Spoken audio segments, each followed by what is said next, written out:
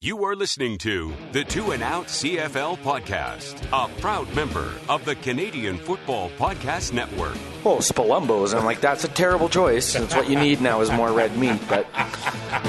Grab some poutine and a double-double. It's time for the Two and Out CFL podcast. Now they have to kick it out, and they do!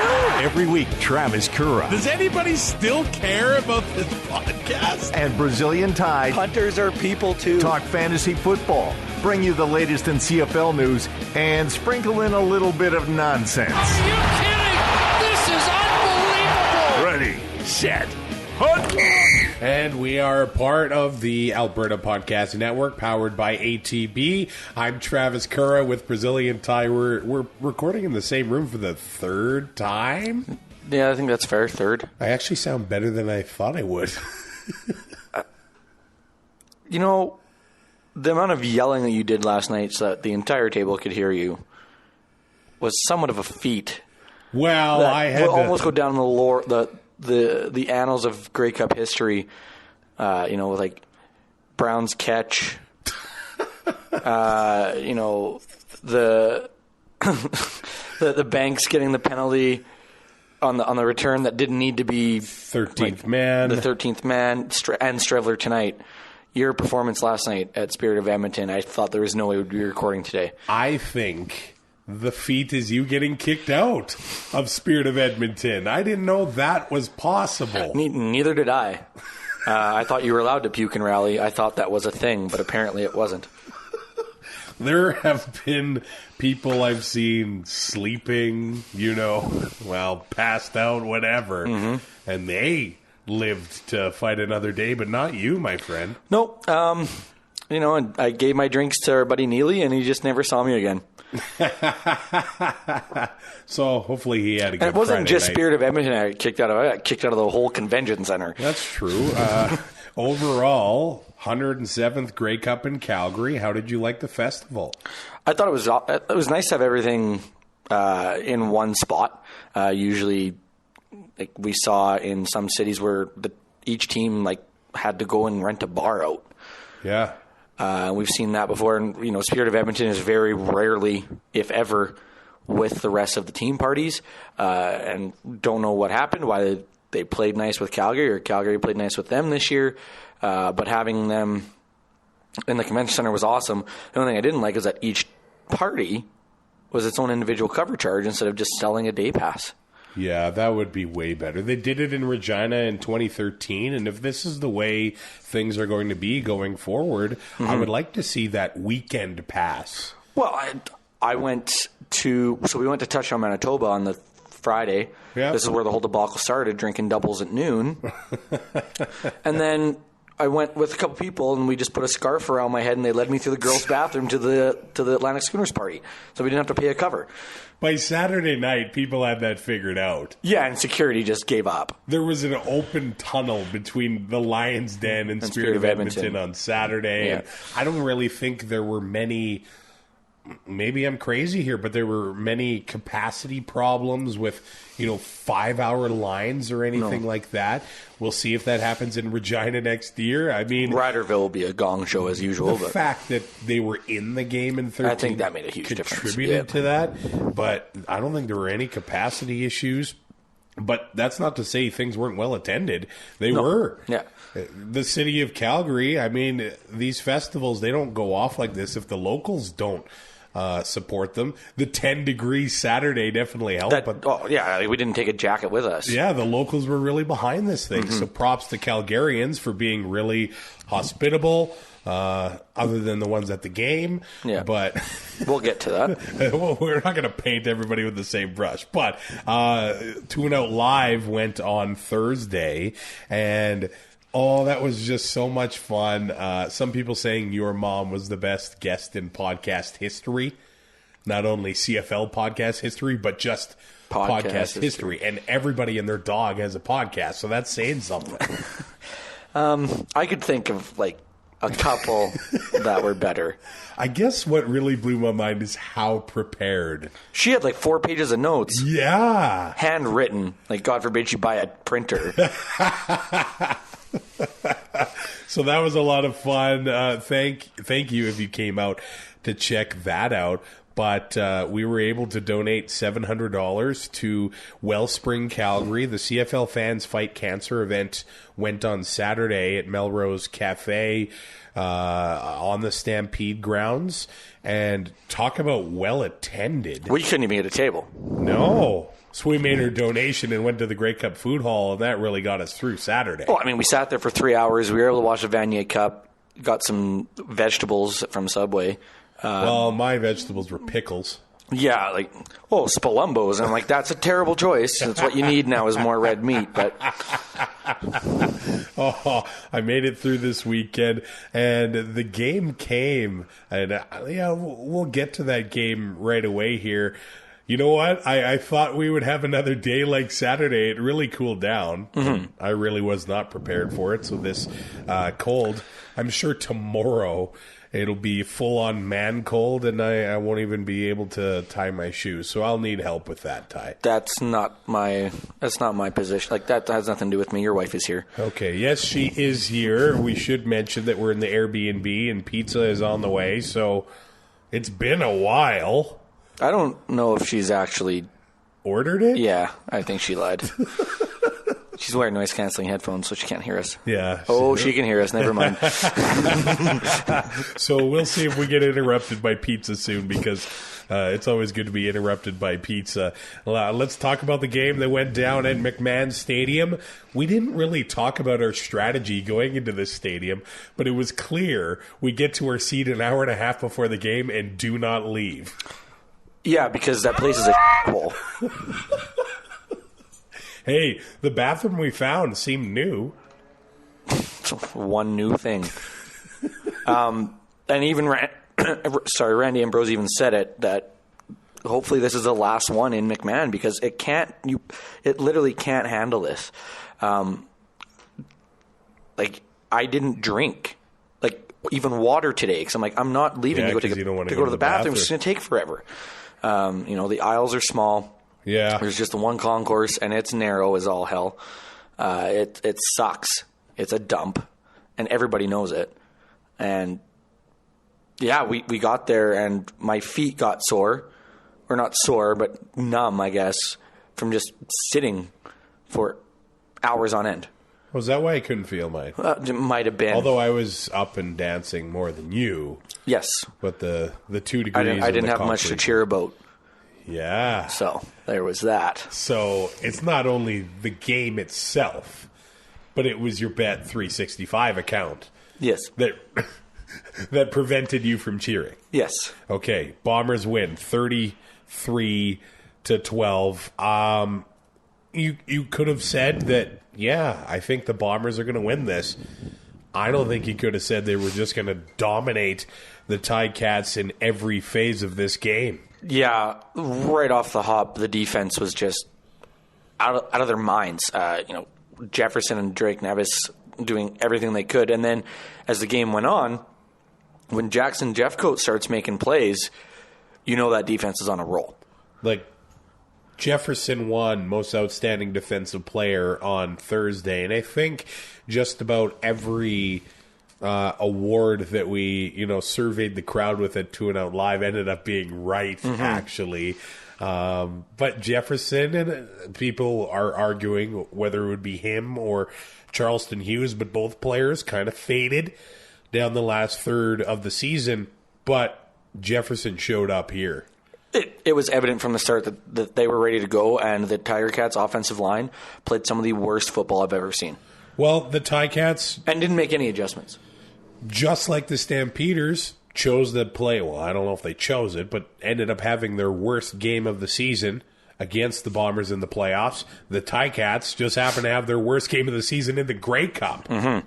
And that's the thing. It's such a crapshoot when it's a one-game championship. It's really hard for the best team to win that because it's one day. You see it in hockey, the best team usually wins. It's a 7-game series. It takes a lot of variables out. The one variable we didn't have this year was the field conditions. The Bombers, when Jefferson like the first series. Oh, yeah. I think it was pretty evident that Jefferson was taking this game over, and they were leaving Van Zyl on an island. Oh, yeah. And he was getting embarrassed. It was just a rough game from the Ticats O-line that has been a source of strength this season. Some kind of saying that this is maybe one of the strongest offensive lines in the CFL. The pizza is here. There is a God. So make sure you chew with your mouth closed, Ty. I wasn't even going to chew. I was just going to... So enjoy that. But yeah, that offensive line for the Ticats has been a strength. Yeah. And crumbled here. 6 sacks. Ooh. For 57 yards, 5 of those on first down. So, starting me on the 8 ball like that, not a recipe for success. And I know Dane Evans was getting upset, and it looked like he was mad at himself for a lot of those sacks. But I'm laying those sacks. There wasn't a lot of sacks that were him holding onto the ball. It was because the O-line sucked. And I'm sorry, but they were awful. In pass protection. Well, yeah, because that was where the Ticats were able to succeed here, was running the ball, and nobody has been able to do that against them this year. Tyrell Sutton had over almost 8 yards a carry. Yeah, and them as a team averaged 6.7. And, I mean, to put up 6.7 yards per carry is really good. I mean, Winnipeg put up 6.6 with Andrew Harris. But, when you talk about Hamilton, you don't talk about a strong running game. No. But at the same time, they didn't have a choice because Winnipeg's D-line, they could just send 4 and drop everybody back into coverage, and then Banks gets hurt after going 6 of 7. Addison kind of is a non-factor. Mike Jones makes the drop. At the goal line, catch is made, that's a totally different game. Yeah. Anthony Coombs only gets 1 target. Like, they were... I think it all stemmed from the offensive line play because it was so bad that it's really hard to get going. But it was not a good outing. Well, yeah, the first drive of the game, it ends in a Ticats interception, and then the second one is a fumble. But I think the deciding factor here was the Ticats were stopped twice on 3rd and 1. And they were perfect up until this point. And not even close. Yeah. They went nowhere. Yeah, the whole O-line got submarined. And like if the defensive line is going to get that low, good luck. They turned the ball over technically 7 times. 3 of them were on down, so they don't count those as turnovers, but two picks, 2 fumbles. Those fumbles were strip sacks. Oh yeah. Yeah. So, and I mean, yeah, Winnipeg turned the ball over on downs at the end of the game on purpose. Yeah, they did. Because they didn't care anymore. They're just like, whatever. And Strevler's limping out there like a horse in the backstretch of the Stampede. Like, it was just so. This is, and I said it. This is probably the best team I've ever seen playing the CFL right now. 15-3. They literally could have done anything they wanted during the year, and they came out and laid an absolute egg in this one. Okay, let's just take a break here and come back, talk the rest of this game. This episode of Tune Out is brought to you by the TELUS World of Science Edmonton, home of the Canadian debut of Marvel Universe of Superheroes. The exhibition runs until February 17th in Edmonton. It's got more than 300 artifacts, costumes, props, and interactive elements to bring the Marvel Universe to life. Learn the story of Marvel and its influence on visual culture. Buy your tickets today. TELUS World of Science Edmonton.ca. And if you're coming from out of town, there is a hotel deal on the website. It's the only place in Canada right now where you can see this exhibition. Visit TELUS World of Science Edmonton.ca. Now, we all had Zach Collaros winning the Grey Cup for the Winnipeg Blue Bombers after being traded twice, right? I think that's a fair statement, yeah. I think we all saw this coming. I know. Like, it's the journey that's always unpredictable. It's the climb. Yeah. I'm 100% sure he has another concussion. Oh, After his interview with Shinetti, that was awful. that was something else. Like, it was... Was he already drinking out of the cup? It made me uncomfortable. Yeah. That was really strange. Now, like I was saying, the journey is always unpredictable here. There were a number of people, you and I had it in June as well, the Bombers beating the Ticats in the Grey Cup. Yes, 100%. And I think mostly... And I chickened out. Because of the continuity in Winnipeg and the weak East Division in Hamilton, that they would be able to just run roughshod all over them and finish first place. 15-3, I don't think we saw that coming. Well, and especially after, middling seasons, even with the turnaround, I didn't see 15 wins. I was thinking they'll get 11 or 12, kind of run away with the division still. Yeah. And Montreal was a revelation. But I like the way that they won games this year and the way they put up points basically at will. I just didn't see how they were going to get stopped. Oh, yeah. Tommy Condell has turned himself into a hot head coaching prospect with the way the offense was in Hamilton, but the defense too. Mark Washington has now become a buzzy name heading into the offseason as well. And with BC, possibly Edmonton, Ottawa, apparently Toronto. It's keeping Chamberlain around. That's what it seems like right now, which doesn't make much sense. They might as well just burn that stadium to the ground right now. How many games did the Argos win in 2020? 2. Zach Collaros is their quarterback? Dakota Prukop. Dakota Prukop. I am fascinated to see what happens with Collaros. I think Matt Nichols is out, and it's the Collaros and Strevler show. Wow. And sorry, what was it? Strevlaros? I like that. And without a broken foot next year, because that guy's a warrior. There's no way around it. It was ridiculous. People, the Stamps fan... Okay, I know we're going to get into it. Let's just get into it Let's just get into it now. I have never had such a terrible experience at a Grey Cup as I had at the game today. And we didn't have seats. Our seats didn't exist in Winnipeg in 2015. The people in our section were some of the most ignorant, dumbest, annoying people I've ever had the displeasure of meeting. It was awful. I hope they didn't see my 2 and out button on my jersey. I hope they did, and I hope they listen because they know who they are. and they ruined War Games. That's true. We've been able to avoid all of the wrestling spoilers this weekend. Mainly because we've been drinking our faces off. And then the guy behind you at the stadium.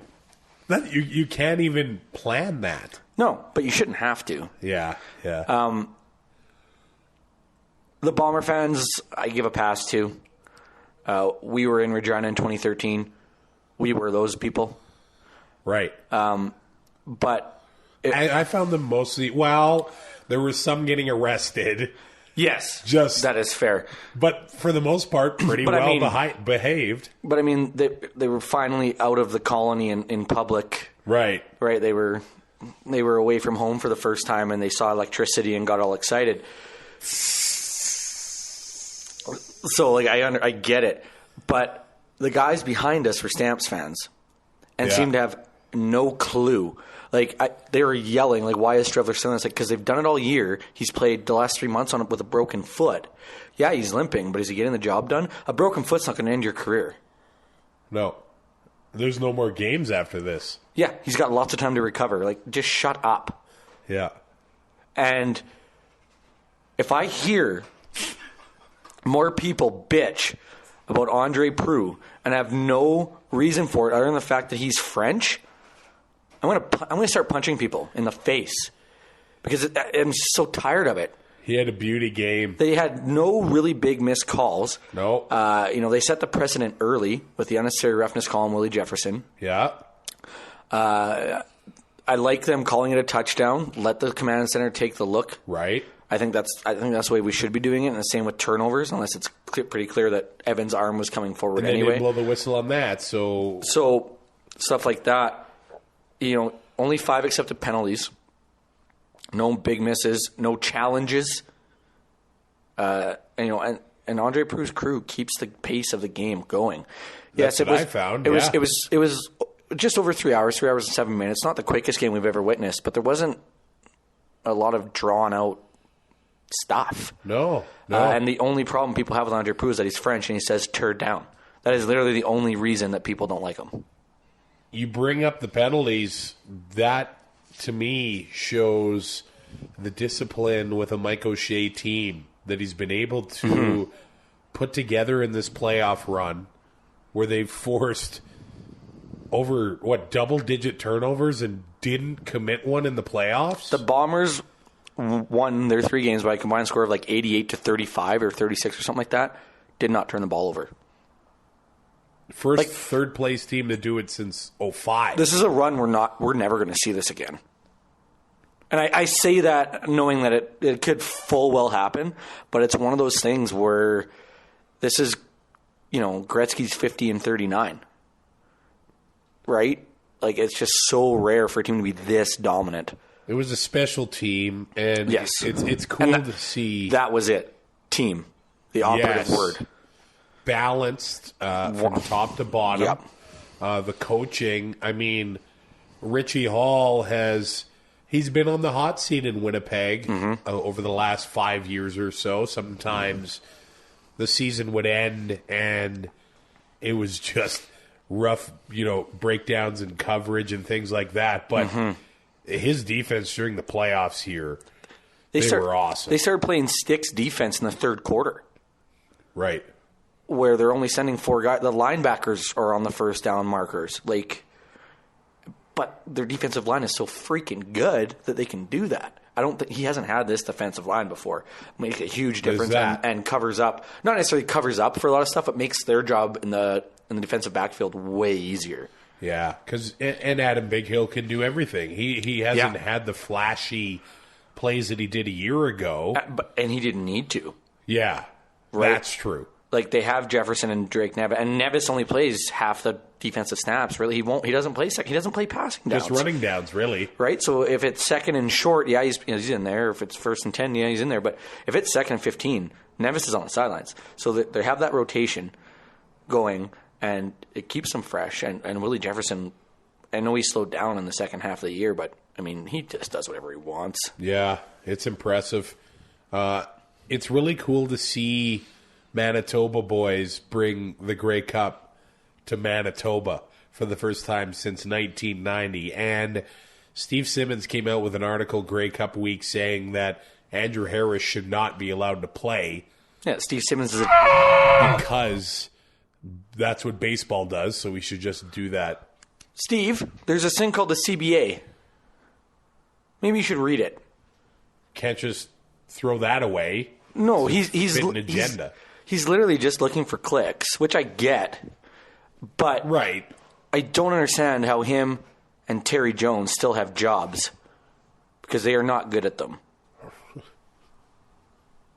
Harris. Am I saying anything that's wrong? Am I saying anything that we don't hear at Spirit of Edmonton every year? Andrew Harris had 18 carries for 134 yards and a rushing touchdown. Then had 5 catches for 35 yards, and that 18-yard touchdown he had, that was wide receiver material. That was unreal. And we had everybody had Chris Trevor throwing. I know. The touchdown, right? I know. The first passing touchdown in the Grey Cup is thrown by Chris Streveler, where everyone said that, nah, he can't throw. He can't complete passes, and I know he only had 3 of them. Let's be honest. 3 completions, that was his longest one at 18 yards. Yeah. And it was probably 25, 26 yards in the air. Right. We didn't see him throw any further than that. Right. Hey, perfect passer rating. That's fair. Is Claros just a game manager? I think he's a completely different quarterback than he was before he got hurt. He was going to win MLP that year. Yes. Right? Yes. He's a completely different player now. He could run then, or he was mobile. Now, he was a little more mobile. Yeah. And I think any quarterback can succeed in Winnipeg because of the system. And I think that's what a lot of it is. You know what? That's why I wonder... Does it make him a game manager? It probably makes him a game manager more than he just is already a game manager. The system. It's the system that he's in that, just lends itself to that. But we didn't really see this from him in Saskatchewan last year. No, we saw him just make stupid decisions and throw picks on screens. Like just completely different guy. And I don't know if he would have looked like this if he didn't get hurt the third play into the season. Yeah. But he sure did when he, played the last few games for the Bombers. And if the Bombers don't make that trade with Toronto, they don't win the Grey Cup. I don't think so. Because now you're relying on Sean McGuire because of Streveler's broken foot. Because there's no way Streveler takes every snap. He couldn't. I mean, it was admiring to see what he did do, but he wasn't going to play the whole game. No, and it's going to be it's going to be another one of those when they do the engraved on a nation for this year. Yeah, for this team, that's going to be it's going to be a huge part of that story, and it's gonna be Grey Cup. Like it's going to be one of the performances that we're always going to talk about. Is Dane Evans still going to be? I think their guy. I think just because of the salary cap, I think it's the better option, mainly because you can add pieces. I think he won 10 of his 12 games. Yeah, so. He can obviously play in this league, and we had this discussion about Fajardo, just not knowing if he's the franchise guy right now. Yeah, need a bit more of a sample size. Make sure that injuries and stuff like that don't. Because that is a part, is longevity and durability. Yeah. So, we could see a little bit more from Dane Evans before we make that proclamation. But I think if they want, they could get a pretty hefty return if they were to trade Jeremiah Masoli. And, they were going to save all that money on the salary cap to add other pieces. I do feel for guys like Brandon Banks. Yeah. Who... Oh, what a year. The MOP. He had 6 catches for 72 yards before leaving the game. He got hurt twice. He did. He had an upper body, and then I don't know. I couldn't really tell what happened right when he got hurt for the second time. But once he started walking, you could just tell by the way he was walking that there was no way he was coming back. Yeah. And after that, the Cats tried to run the ball. And they did have some success from it, but when the score starts, and then the clock keeps ticking, the running game just wasn't going to get them back into this game. So it was just dominance, top to bottom, from the Winnipeg Blue Bombers. The MVP of the Grey Cup, the most outstanding Canadian, was Andrew Harris, sending that out to his haters for the first time ever that we've had most outstanding Canadian and the Grey Cup. Almost 50 MOP. years. 1971. Russ Jackson won most outstanding player of the Grey Cup in 1969, and he would have got it. Yeah. So, if you want to put an asterisk, whatever. But there probably should be an asterisk next to this record anyways. Wookin Pa Nub. Wookin Pa Nub in all the wrong places. But, whoa. The performance that he put on today, and I had a feeling when we woke up this morning, I didn't feel good about my bets. I did not feel good about my pick because the way that Andrew Harris played in the semifinal, in the West Semi and the West Final, he has played pissed off with a chip on his shoulder. And I'm like, he's not going to get stopped tonight. There's the Calgary Sirens in the background. Yeah, you can pretty much set your clock to it. And he abused. He made the second level. Oh yeah. Of the Ticats defense look like they were playing Pop Warner. Yeah. It was almost not fair at his times. First rushing touchdown, I basically said in my head, I didn't say it out loud because I didn't want to believe it, but the game was over. Yeah. And, Winnipeg will give you field goals all day. Yeah. Because they're going to play that game, too, because they have the best kicker in the league. So what did they have to lose at that point? And the time of possession game, the Bombers had it for more than 10 minutes. 10 minutes more. Yeah. It was just dominance from top to bottom, and our boy, Kenny the King Lawler, is the leading receiver for the Bombers, 3 catches for 52 yards. Henry Burris called him Kenny the King. Both of us pointed at the TV, almost crapped ourselves, and then you made sure to tweet out that it was you that came up with it. Now it's taking off. And that everybody needs to recognize. Is he going to have a crown? And he'll have one at the parade. Jefferson will have the belt. Yeah. But Lawler should have the crown at the parade. 100% he will. There's no way that somebody doesn't give him one. Even if it's just a Burger King one. Okay. What did you think about Keith Urban? I had 0 complaints. Yeah. I didn't like the fact... Okay, so I lied. It's made for TV, yeah. Okay, no, that I get, whatever. Yeah. I think it's... you have a cable cam, use it. Let's put it in the round. Let's figure this out. Yeah.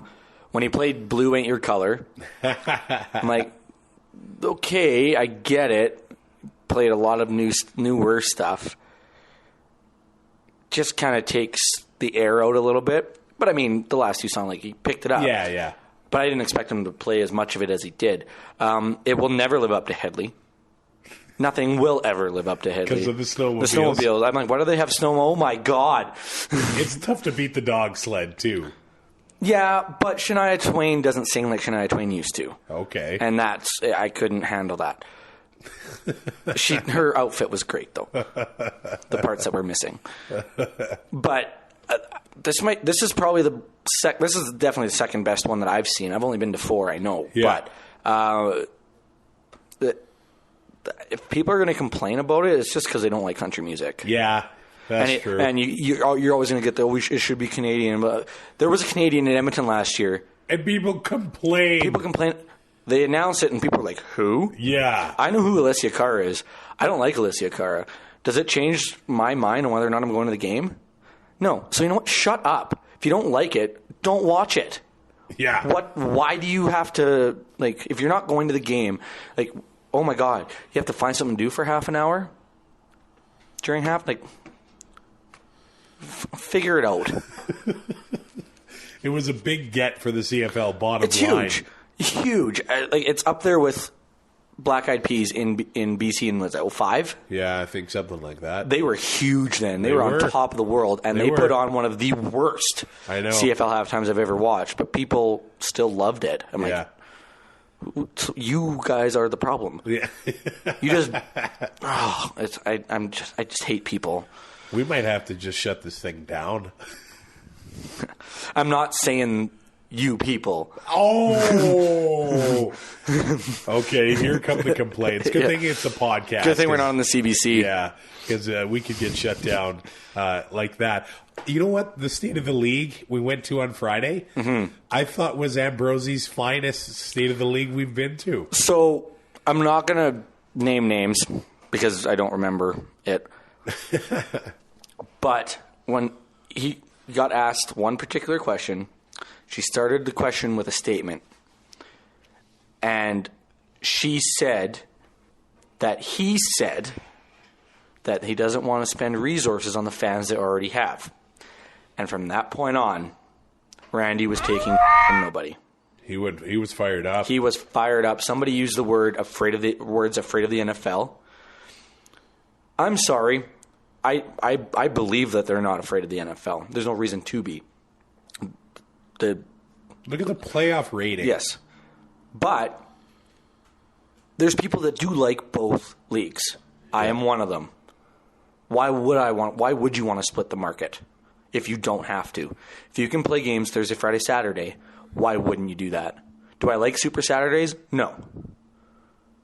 Would I prefer to have a game on a Sunday or, a Friday night doubleheader? Like, you could own the market on Friday nights. Oh, yeah.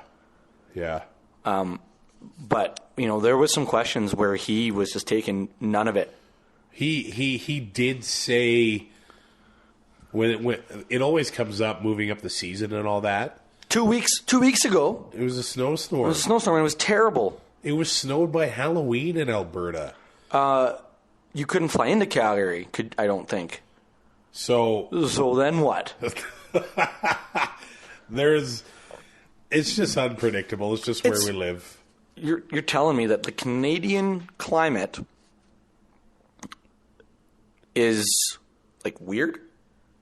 Oh. Like let's be honest, it's pretty freaking weird that we live here. It is. We put up with this a lot of crap. Yeah, and all we do is bitch. We do nothing to change it. Like we don't move. Well, it's like the gas prices.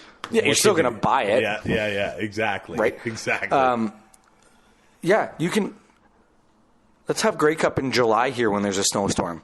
Yeah. In Calgary. He seemed very firm of like, okay, we'll start the season May long and play in the snow then. Like, when's better? There isn't. It would be nice to have Grey Cup in more domed stadiums. And I only say that. But there's only one. There's only one now, one less to figure out the O. Yeah. But, and maybe go back to Rogers Center. I wouldn't want that, but I would understand if they did. But, the controlled environment thing for your championship game. But both teams are playing in the same conditions. And some of the most legendary Grey Cups we talk about. The Fog Bowl, the Ice Bowl. Mud Bowl. The Mud Bowl, 2 years ago in Toronto. Yeah, Or in Ottawa, sorry, with all the snow. Brown's catch was in a whiteout. Like, it's part of the charm. It adds to the scene. And I've gone to Lake on May Long. Oh. It sucks. Right. You know why? Because the weather blows. Yeah. You could wake up, it could be plus 20, and the next day you could have an inch of snow on the ground. So, yeah. Why? What does it matter if we play in that crap at the start of the year or we play in it at the end of the year? And they can't move the school year. So if Vanier Cup was on a different weekend, I bet you would get way less attention. Vanier Cup being 3 weeks after Grey Cup, nobody's going to... There are going to be the people that are... Of course. Like, U-Sport, and U-Sport. CIS. There are people that love it. Yeah. Right? So, I mean, those markets are still going to watch and everything. But we were in the food hall, and it was a big deal. Helps that the Dinos were in it, and we're in Calgary. Of course. But it's like Sunday, if you're going out for lunch or, you're going somewhere, it's like, oh, Vanier Cup's on, so F&A. Yeah. Right? But... yeah, to have it 3 weeks later just doesn't make any sense. But this whole it's cold. Like no, I'm a young guy. Were people talking about this like during the 1968 Grey Cup? They probably were. Maybe. But nobody knew because they didn't have the internet. Yeah, maybe. They still don't have it in Winnipeg. They don't even have an airport yet. Maybe that's it. We're hearing more of it now because of social media. Yeah. That's all it is. Yeah. And, those people are wrong. Yeah. Okay. There you go. The 107th Grey Cup is in the books. You're full of hot takes after that empty Bet 365. Oh. Yeah, that's the only thing that went sideways this weekend. You were just looking Pa Nub in all the long places. I don't know. We are a part of the Alberta Podcast Network, powered by ATB. I just want to give a shout out to Kyle Marshall again. He helped record and put together that nice little mix of 2 and Out Live. He's the owner of Media Lab YYC. So check out MediaLabYYC.com. He hosts 2 podcasts called Creative Block and Putting It Together. See his work and others. A part of the Alberta Podcast Network at AlbertaPodcastNetwork.com. We're now into the off season. What off season? I just say that because we saw Dustin Nielsen and Lieutenant Eric last night, and that's a big thing on their show. He also had 2 naps yesterday, which I was very jealous of. I have a feeling that in another week we're going to be doing another show because of the coaching carousel. Drink. Andrea. Like a mother. Allegedly. All right. Rate, review, and subscribe. We will talk to you when some coaches start getting fired. Talk to you soon. Thanks for listening. Find more great shows like this at CF Pod Network on Twitter.